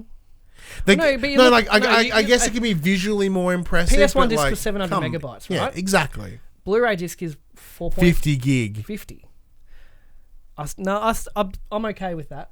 Honestly, I am, because the games are huge. However, I'm not a fan of the gameplay. I've said it before. I'm not a fan of gameplay changes. I'll wait till episode 3 comes out and there's a complete collection in 10 years. Yeah, maybe I'll play I couldn't give it any poops. I can give poops about Final Fantasy VIII getting remastered though. Yeah, I had a minor. Oh, it's Ifrit. I remember Ifrit. Yeah, I squeed. I've said it before. It's my favourite. It's the first one I ever played. It's a very special place in my heart. And I have gone back to play it on like Vita and stuff. It's really hard to look at. So even though the textures aren't like rounded and smooth, they're not good. They're not grainy and pixely. They're still kind of blocky, but they're not like blending into the table kind of thing. I'm excited for that. Yeah, I think I said in the Dash culture, man, unless it's Super Mystic Quest Legend, I don't give no shits. Bum, bum, bum, bum, bum, bum, bum, bum, bum. Yeah, give me all of that. A lot of Japanese stuff. Romancing Saga 3 is leaving Lame. Japan. Don't know what it is. Saga Scarlet Grace is leaving Japan. No, that is. Outriders is a new shooter from People Can Fly. Sure. Onanaki will be available on August 22nd. Isn't that food? You're thinking teppanyaki. Thank you. War of the Visions is a follow-up mobile game to Final Fantasy Brave Exodus. Don't care. Final Fantasy Crystal Chronicles Remastered will be out in summer. So I don't care. The Last Remnant Remastered is available on Switch. Don't know what that is. Square Enix Collective will publish Circuit Superstars in 2020. I'm sure it's a thing. Kingdom Hearts 3 is getting DLC called Remind. That's pretty poor. The conference was... What a fucking anus showing. Once again, it's this weird line because I look at this, I'm like, this sucked dick. This is horrible. But I am not the audience for this. Yeah, exactly. The people that love this shit, this would have been brilliant. I mean, I thought I was the audience for Avengers. Apparently I'm not. Yeah, because saying that, like, I sat through an hour of the shit that I can't stand to watch a Pooh Avengers trailer. I'm real sad. It was worth it for me for the Final Fantasy 8. Yeah. Yeah, Final Fantasy 8 was alright. 7 I still don't care about. 8 was better than alright. You heathen. Once again, memory. And I never played the demo disc. I actually never went to space. No. Yeah. Wait, you go to space? Yeah, you fucking go to space. Fight space monsters. Mm. And then plummet back to... It's crazy. Alright, let's look at predictions. Number 1, some Japanese shit that I won't understand the appeal of. Yeah, big one. That's not fair. That's really vague in No. hindsight. No, Yeah. that's a big one. No. That's a big one.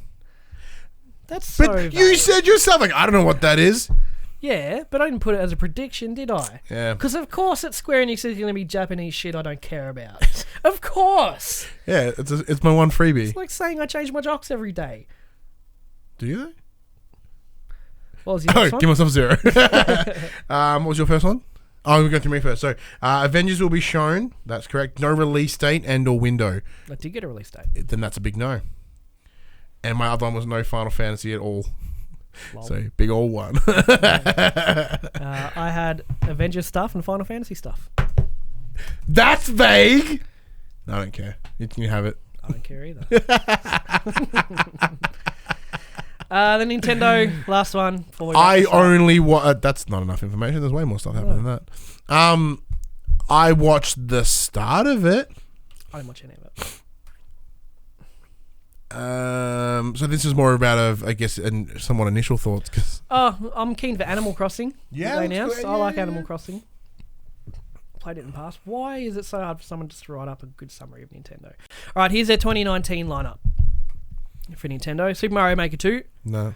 Fire Emblem 3 Houses, Astral Chain, Marvel Ultimate Alliance 3: Yeah. The Black Order, Dragon Quest 11S, Echoes of an Elusive Age, Definitive Edition. That was all one game. Yeah. Oh. Animal Crossing for the Switch. Hey. I'm excited for that. Damon X Machina, We shot saw that last year. Luigi's Mansion 3, Pokemon Sword and Shield, Legend of Zelda Link's Awakening. That's everything coming out this year for Nintendo. Yeah, and they also announced like a bunch of other shit too. They announced that Breath of the Wild 2 is in development. Yeah, I didn't care about the first one. Me either. Yeah. A lot of hate on the Pokemon games Yeah. because apparently you can't. It doesn't feature the full Pokédex. There's a character like- story for that, but apparently there's a story for that. Look, Regardless, according to people they are charging you. Not you don't have to, but for the Pokemon Bank app to have, so you can bring all your Pokemon from Game A to Game B and just keep bringing your Pokédex over. And now they're like 600 of these aren't in the game. But apparently they're bringing like 400 newies. The newies have been pretty average for a Yeah, I while. agree.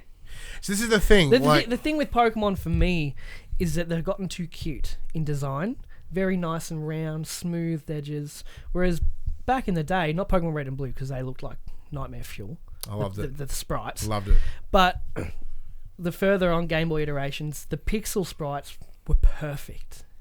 Whereas now, like I said, it's all very colourful, very well rounded, very cutesy. And it's just, in the design isn't there for me anymore. Yeah. Nothing looks intimidating in Pokemon. You know, like back in the day, like someone threw out a Machamp and you're like, fuck, that thing looks like a beast. These days, he's just... He's a Blinky Plonk, whatever it is. Yeah, just give a big cuddle. You know? What the fuck is this? There's Blinky nothing Plonk? intimidating in Pokemon to look at. Well, because that's the thing, like even in Gen 1 and Gen 2, the evolutions, as they evolved, they looked fucking gnarly. Like, it was the first one. Like, look at Feraligatr compared to, like, Totodile. Look at Charizard compared to Charmander. You know, Venusaur's trying. Venusaur's best. He's so good. I like Venusaur. Heavy boy. But I mean, like, you look at those evolutions and they get gnarlier. And, like, I'm not saying that. I was... previously concerned that I'd hit my my tipping point, my saturation point of Pokemon, like with Ultra Sun and Moon, and watching Sword and Shield, and having the result of, like, yeah, I'm done. I may get excited come the end of the year, but everything I've seen so far is not winning me over. I always end up on release day buying it though. Yeah. Just as a new Pokemon game out, I've got to go buy it. Yeah. I really hope that, you know, if Nintendo still reach out to us and still chat to us, if there is like a hands-on at some point, I'd like to go get into that. But do you need it? Because you know exactly what the game's Yeah, gonna but saying that, like, one of those things, like, it'd be that situation of, I didn't really care about Odyssey, and then I got that hands-on, and it flipped me. Yeah, but Odyssey was in the gameplay. We know what Pokemon's going to play like. True. Like, we know exactly how the game's going to But I mean that in terms of if I go hands-on, and my opinion is swayed, that says something. I don't see how it could be. It won't. But Because I'm open to it. not playing with your Pokemon. Yeah. You don't have that emotional connection True. to them. No, I'm really disappointed because this was really a big chance, and people are starting to click onto this now. In general, this is a big chance for Game Freak to really shake up how they do it, and it feels like they're phoning it in. Just here's another Pokemon game, but COD would get shit on for the same thing every year. It's the same game every year. So is Pokemon. Well, yeah, but Pokemon's really good. Now the public perception is starting to change. Yeah. Maybe that's just on like the forums I frequent, but a lot of people are really. If you go to the Pokemon subreddit, the people that I experience, as in the guys and girls from work, Pokemon can do no wrong. They love the Pokemans. But if you go to the Pokemon subreddit, which is one of the happiest places on earth, it's chaos at the moment because people are starting. I guess maybe of our generation, they're starting to get really tired. We've been playing for 20-something years, dude. Yeah, like it's why I'm at my point of going. I think I'm done. And like. Aside from a couple of things here, Nintendo really just kind of showed the same shit that they've always do. Like, granted, I understand it's the same issue. It's the same fault of Xbox. It's just more Forza, Halo, and Gears. You look at this, it's just more. Oh, okay, it's just more Mario. Splatoon 2 World Championship thing. You know what I mean? Like, I understand like this is their brand and these characters are their brand, but outside of that, it's like, And like Breath of the Wild, everyone jerked that game's dick so hard, and we didn't. And like I have no excitement for a second. No, I'm out of all of that. Probably Animal Crossing has my interest. Yeah, same. I played the mobile game. It was good. I actually really liked what I played of the Animal Crossing game. Well, because Animal Crossing is like a farming sim, so like pretty much essentially, which makes me excited. Yeah. Build your house. And Like add it's not even coming. It's not even coming this year. Yeah, and or next year. Like that doesn't have a date yet. I don't think. Predictions. Let's have a look. I had new Animal Crossing. Boom. Me too. And Bowser himself will make an appearance. He did. With Bowser. That was awesome. That was a solid pick. Yeah, so my first one was some new Nintendo 3DS games because they can't let that old ass tech die. I cannot confirm that. I didn't. Didn't? Sweet. I'm happy with that actually. Some PS3 game will be ported to the Switch. Ni no Kuni got announced for the Switch in its original form, like not upgraded, but that wasn't announced on the conference. Are we staying within conference? We did last year. Okay, then that's a no too. And Bowser being... New Animal Crossing was your third one, wasn't it? Yeah. My friend... Do you finally win? We have a tie. Oh, fuck, again? Fuck! What do you mean again? You won last year. No, I won on semantics last year. I had to fight for my win last year. Because the last year, the win was... Dylan's like, well, you called it the next Xbox, not Project Scorpio. I'm like, you're a fucking prick. So, like, I won on technicality last year. Well, we have a tie. Well done. Well done, sir. Well done. I'm getting closer every year. Yeah. Maybe if I actually had a third Ubi prediction, that could have been the deciding factor. And a third Square prediction, actually. I only had two for each of those. I think I made two up on the fly. So I didn't write them down. We should check that. We will consult the footage. We'll consult with Jess, because I'm pretty sure Jess wrote them down. So you may be able to get a sneaky win. Maybe. A post-win. Because we did also make some fucking bold-ass statements like afterwards, like weren't predictions, but we kind of got some things right. Yeah. Just by bullshitting, so that was pretty cool too. We did okay. We did okay. What do you want to do now? I don't know. The only real bit of news that I pulled up was, let me get this. So, because we did do a quick scout at anything that didn't happen at conferences. Oh, actually, let's before we jump into that, let's have a discussion. So, we'll try to tackle it a little bit more. So, Sony made the right call here. Yeah. Because they understood they had nothing to show. Yeah, I agree. There's no arguing it, really. It makes PSX this year a must-watch. Yeah, it totally does. It makes me wonder what they're going to do moving forward at the end of the year. That part I'm really excited to see. I certainly don't... Because you know how my original... One of my theories, which came out of... Like, this is a theory out of my butthole. The idea they had a couple of state of plays banked up, depending on what was announced. Although they did it... So Xbox did, an alright conference, there was nothing there that should have them being threatened. So there's no reason that we're going to see a state of play this week. No, so I think they'll go into more detail about the PS5 at PSX this year. And The Last of Us 2, Ghost of Tsushima, Death Stranding, depending on timing. Was Death Stranding December or November? It was November, wasn't it? November. So depending on timing there. And then E3 next year, maybe that's when they'll bring out Guerrilla are working on here's Horizon 2 for the PS5 because the PS5's out later this year. You know, that's when we'll see the other half of Sony's studio, some of them, and what they're doing. Because we've got Kojima this year, Naughty Dog, and Sucker Punch.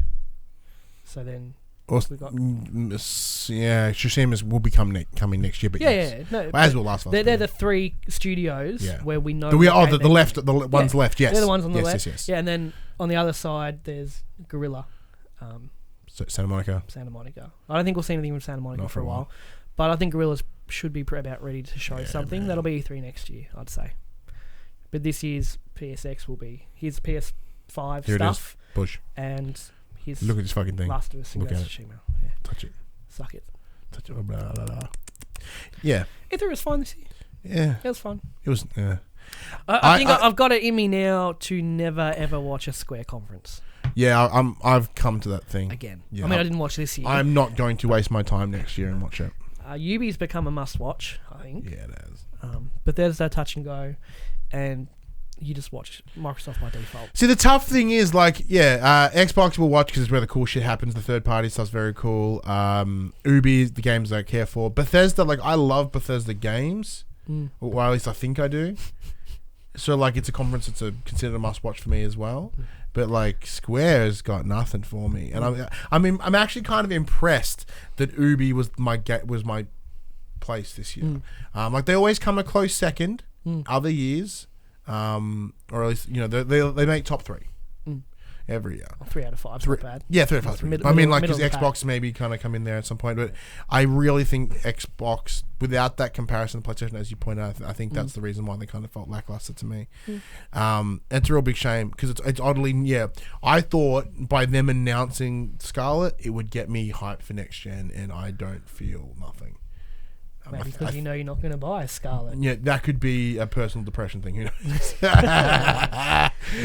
If anything, I came out of E3 questioning whether I want to buy a next-gen console or just stick with the PC because of the Xbox Play Anywhere and all that kind of stuff. Because I've been fucking loving the Xbox since Christmas last year.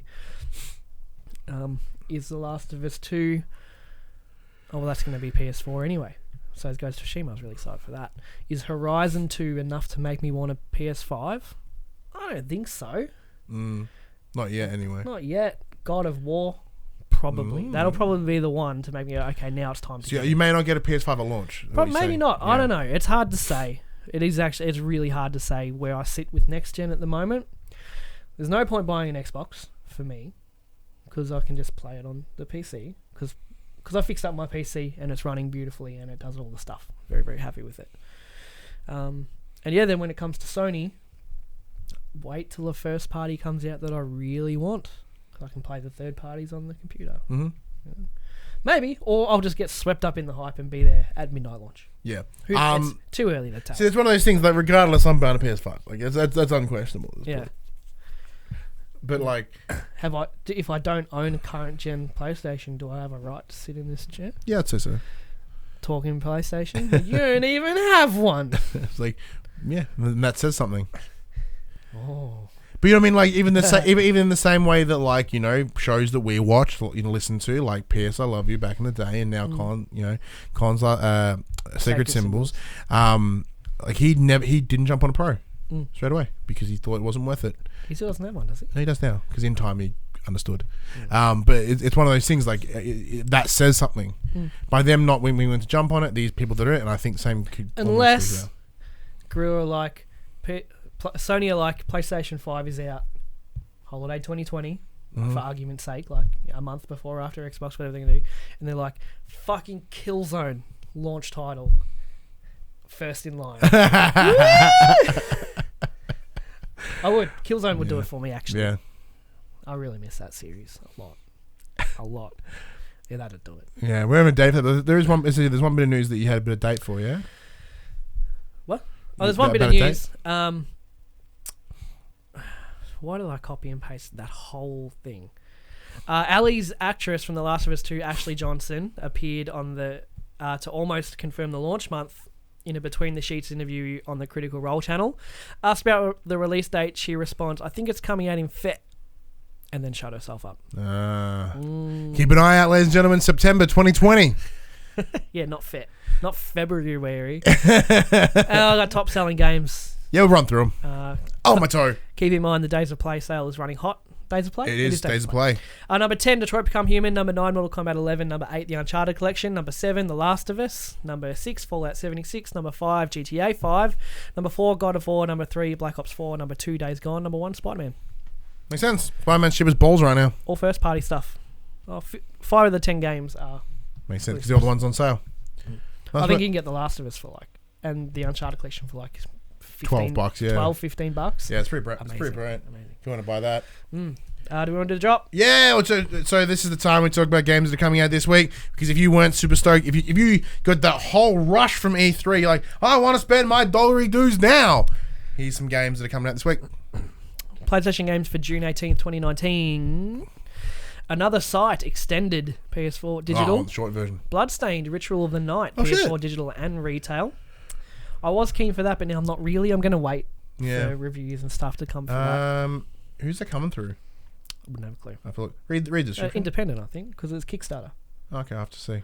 I'll hunt it down. Igavania returns, plays Miriam, an orphan scarred by an alchemist's curse, which slowly crystallizes her body. To save humanity and herself in the process, she must fight through the castle and defeat the summoner Gibel. So it's obviously Iga created Castlevania. This is like spiritual successor, all that stuff. Yeah. Bring Them Home, PS4 digital. Citizens of Space, PS4 digital. Crash Team Racing, Nitro Fueled, PS4 digital. This week.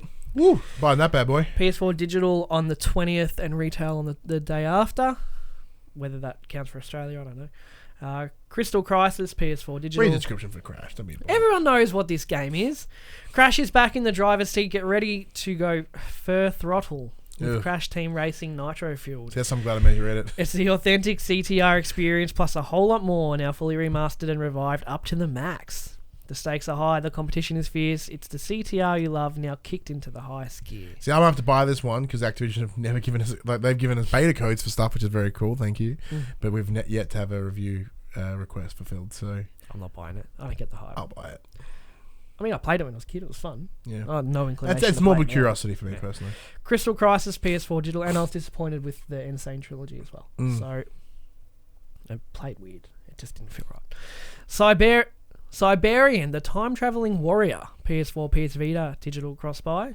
Judgment, PS4, digital and retail. This is that Yakuza spin-off thing, yeah? Where one of the voice actors got done for Coke, and they had to redo all his voice lines, and they were using his likeness in the game as well. That too. Crazy. Apparently, you can get super cheap in Japan because of all that. Yeah. What's the spiel? From the team that brought you the Yakuza series comes Judgment, a gritty tale of disgraced attorney Takayuki Yagami in his quest for redemption. Haunted by his past, he takes up arms as a private detective, clawing his way through Kamurocho's underground crime network to investigate a string of grisly murders. Hot. Apparently it's good. It looks good. Yeah, speaking of hot. Leisure Suit Larry, Wet Dreams Don't Dry. PS4 digital. Please read that one out too. Larry's new adventure takes him, whatever the route or twist of fate, from the end of the 80s directly into the 21st century, and wow, how the world has changed. Yeah, your shenanigans are not acceptable anymore, Larry. For funsies. That would be a good stream game. I feel like there's going to be backlash. Oh, yeah. I reckon it will review so poorly, and I can't wait to see. It's ripe for the misogyny card. Yeah, right for that sort of that change in games journalism. Luna, PSVR, PS4 digital.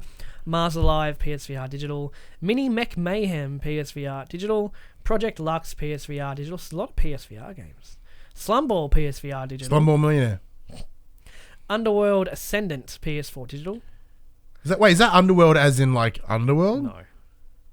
You mean with Kate yeah. Beckinsale? Yeah. No. Same font. It's almost the same font. No, it's not. It might be. It's not. It's not the same. Is thing. Underworld Ascent as in two words, or is it Underworld ... Ascent? Underworld Ascendant. Oh, one. Okay. No colon. No semicolon. No dash. Okay. I'll take that back. I mean, the cover art's pretty cool, Yeah. I suppose. Vacation Simulator. Yeah, PSVR boy. Digital. Welcome to the Vacation Simulator, a rough approximation of vacation inspired by real human not jobbing, brought to you by the same robots behind the Job Simulator. Reallocate your bandwidth and get ready to splash, s'more, snowball, and selfie your way to optimal relaxation. Yeah. Job Simulator's fucking brilliant. You're excited for that? Simulator. You're obviously excited for that? Just a little bit. A little bit? Pretty cool with that one. Anything catch your eyes there? No, not really. Cool. Vision 2? What? Sure, Vision 2? How much is the EB Games right now? I don't know, I'm not buying it though. Oh, will that be a bite? Come play Division. Come play Vision 2 with me. I've put like 150 hours into it already. Yeah, but not on PS4. I'm not losing all that progress. If they just made cross save or cross play, Fine. it'd be nice, wouldn't it? And don't I'll have a look at the price anyway.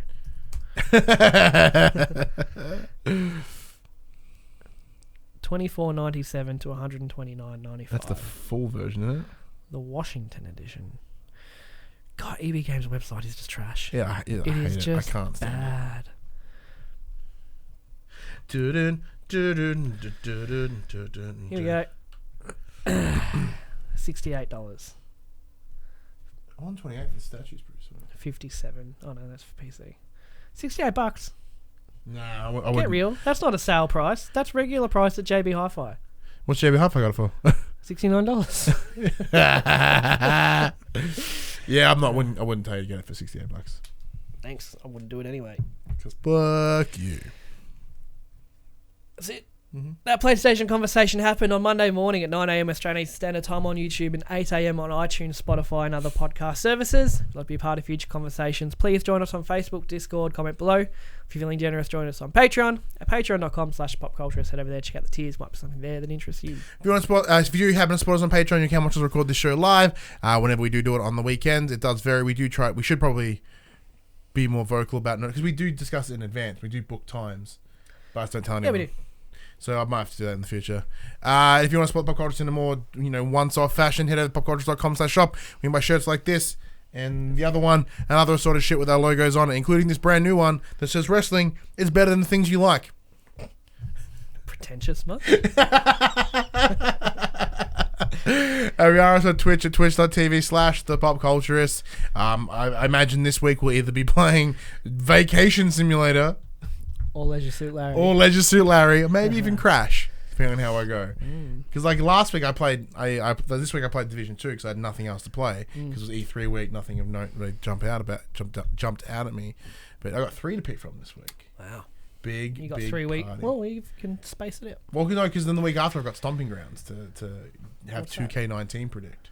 Oh, right. It's the next. Still It's doing essentially that, are we? it's essentially Backlash. It's all the repeat matches that you want. The matches that you saw 2 months ago again. Yeah. Oh, speaking of, Maybe while you should you're watch AEW instead. Hmm? Maybe you should watch AEW Oh, instead. do you want to come on the next one? Because Fighter Fest is in like 2 weeks. Is it on school holidays? It's on Sunday. Oh, Sunday maybe. morning. Craig will be there. It'll be me. I think Jim will be there too. Cool. Party. Party. Yeah, and while you're on those podcast services, be sure to give us a review and ratings and stars and stuff, and go check out the Young and the Wrestlers. Oh, WWE podcast. Probably talk about AEW there too. Shit's good. But until next week, I'm Ryan Bethan. I'm Freshman.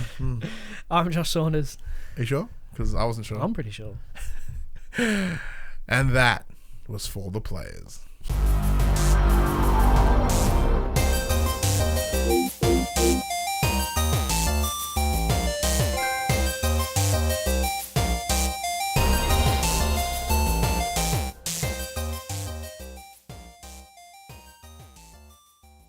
For the Players, the PopCulturists PlayStation podcast is fan-supported at patreon.com/thepopculturists. And we'd like to thank our Patreon producers and our Patreon founders for their kindness, their support, and their generosity.